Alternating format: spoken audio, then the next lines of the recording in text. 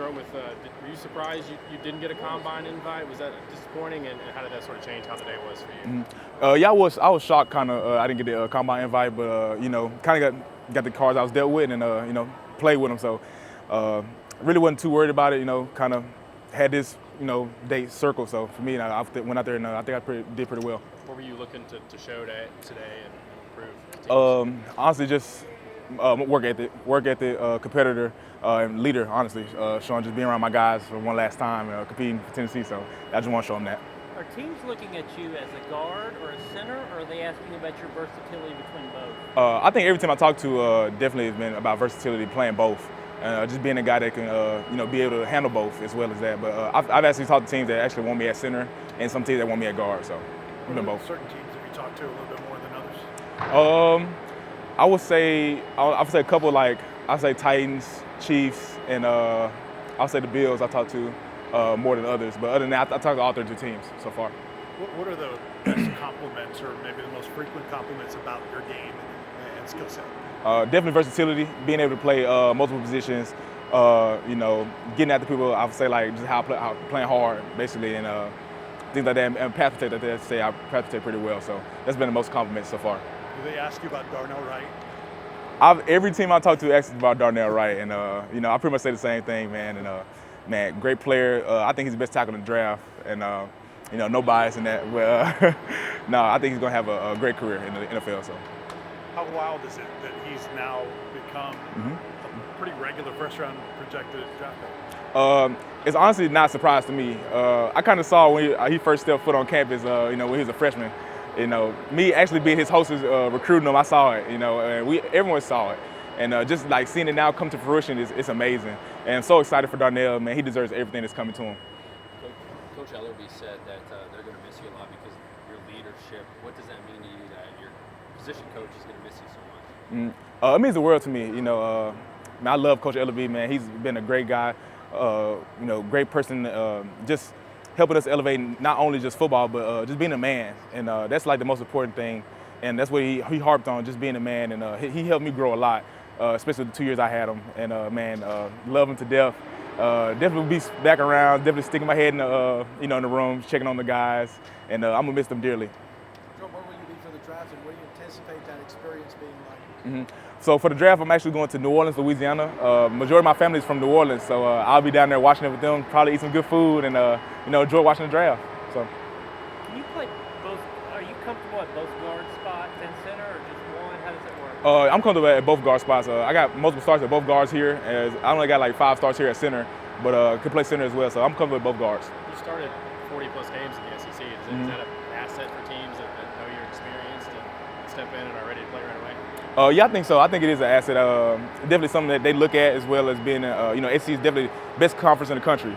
And being able to start that many times, especially starting as younger and keep going forward, I think is a huge asset to my part. So it's probably not surprising to see Hendon Hooker not able to work out or do anything in pre-draft and still there at the combine. And every quarterback group do the same thing at the combine and then actually go up in draft boards. I know that probably doesn't surprise you. It doesn't surprise me at all. Man, probably the best leader I've been around. Best football player, honestly, I feel like I've been around. Man, he's special. He's a special guy and everything, dude, not just only football. And man, just what he's done here and in a short period of time here, it's amazing. And man, we wouldn't have had that year without him. So that's everything to him. So why is he the best? You said he's the best leader you've ever been around. Why is that? Like, what exactly was he doing that maybe kind of stood out from other guys you've been around? Maybe. Yeah, so I guess from the jump, kind of he, didn't get the job he wanted. Fell second behind Joe, but he never changed. Was always the type of leader, always communicating. He's a very well communicator. He communicates very well with everybody. Can talk to anybody. And he's the most humble guy you've been around. As well as you see him on the field, it's like, man, like this guy is insane. He's a great person, a great leader, and just off the field, man, just speaks out to him, like just how he take care of his faith and just and everything like that. It's like overwhelming to see like how well he does everything, man. It's like unbelievable. So. Jerome, how do you guys react when you hear people talking about other quarterbacks that haven't accomplished anything close to Hendon Hooker and projecting them to go higher in the draft than Hendon? What's your reaction to that? I mean, I guess it is what it is, but I mean, you look at Hendon, you look at his tape, you look at his track record. I mean, I think he stands. I mean, his track record says everything for itself. You know, I think he's one of the best quarterbacks in the draft. I mean, I don't know what they're looking at, but I mean, I would pick Hendon if I was them. So, man, great leader, a guy that can change the program ASAP as soon as he gets in the building. So, man, I would definitely pick him. Coach Ellerby also said that someone said you were always durable, and he kind of said that you played through some stuff. What were some of the couple of the toughest things you had to play through during your career, injury-wise, if you're willing to share those? Yeah, for sure. I'll say the toughest was probably the 2020 year. I had turf toe, and you probably feel like turf toe. It's a nagging. It is aggravating, and it's probably the toughest one. And this past year, I had a high ankle sprain and played through the whole year, and kind of re-hurt it against Vanderbilt, and then that kind of led into Clemson. But I wasn't gonna miss that last game. You know, I had to suit up with my guys one last time. Was that the first game you suffered that sprain in? No, I actually suffered in camp and played through it the whole time, and then I re-hurt it again in Vanderbilt. So. Do you feel like your different blocking schemes, you have versatility to play in any of the NFL? And how's that for you?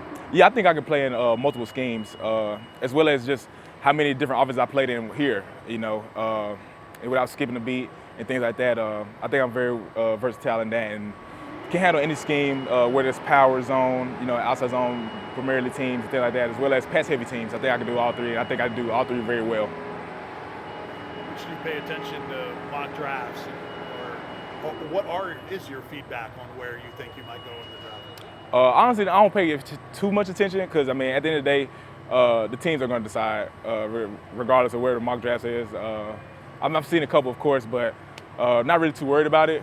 Man, I'm just going to try to do the best to my ability, you know, like I did today, and moving forward, and hopefully the team selects me. So. It looked like Mike Vrabel was talking to you and Darnell out there, the Titans coach. What is he talking about or asking you guys? Just on when we was reaching the 3 technique or reaching the 5 technique. Just he was like, man, sometimes you're gonna miss. Be able to refit your hands. You know, you can refit your hands. You know, it's not a problem. And make sure you open your hips wide. That's basically what he's saying. Already coaching you. Yeah, he's coaching. Yeah, for sure. All right, thanks, guys. Thanks, Jerome. Yeah, thank y'all. Thanks, Jerome.